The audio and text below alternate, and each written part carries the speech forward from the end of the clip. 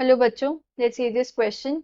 The question says the IUPAC name of CH2 double bond C CH3 is, and the options are: first option is 2-methyl butene, second option is 1-methyl propene, third option is 2-methyl butuene, and fourth option is 2-methyl propanene. So इस question में क्या है, हमें given structure का IUPAC name लिखना है.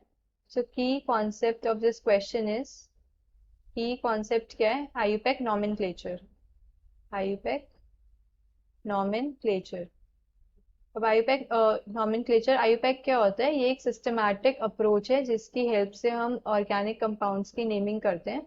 सो it is a systematic approach with the help of which we name organic compounds. अब IUPAC की फुल फॉर्म क्या होती है?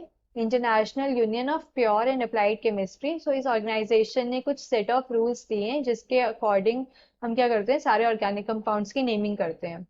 अब हर एक ऑर्गेनिक कंपाउंड के नेम के 3 पार्ट्स होते हैं. पहला होता है हमारा प्रीफिक्स, देन आता है हमारे पास वर्ड रूट एंड देन आता है हमारे पास सफिक्स. तो जो प्रीफिक्स होता है, प्रीफिक्स हमारे पास दो टाइप्स के होते हैं. पहला मतलब एक होता है सेकेंडरी प्रीफिक्स एंड एक होता है हमारे पास प्राइमरी प्रीफिक्स.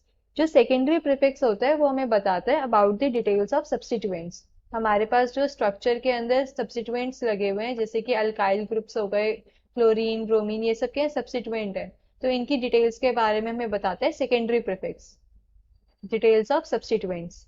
प्राइमरी प्रीफिक्स हमें क्या बताता है? About the nature of carbon chain. Carbon chain का नेचर कैसा है, वो साइक्लिक है, बाइफेनाइल है, स्पाइरो है, ये सब हमें प्राइमरी प्रीफिक्स से पता लगता है.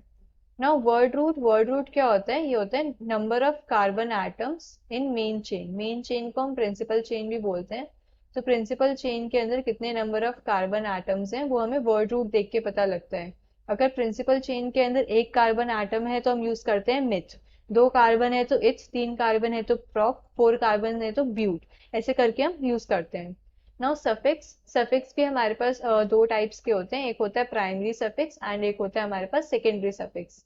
जो प्राइमरी सफिक्स होता है, प्राइमरी सफिक्स हमें बताता है about the nature of carbon carbon bond, कि कार्बन कार्बन बॉन्ड का नेचर कैसा है, वो सैचुरेटेड है, अनसैचुरेटेड है, ये हमें प्राइमरी सफिक्स से पता लगता है. नाउ सेकेंडरी सफिक्स हमें क्या बताता है? About the details of functional group.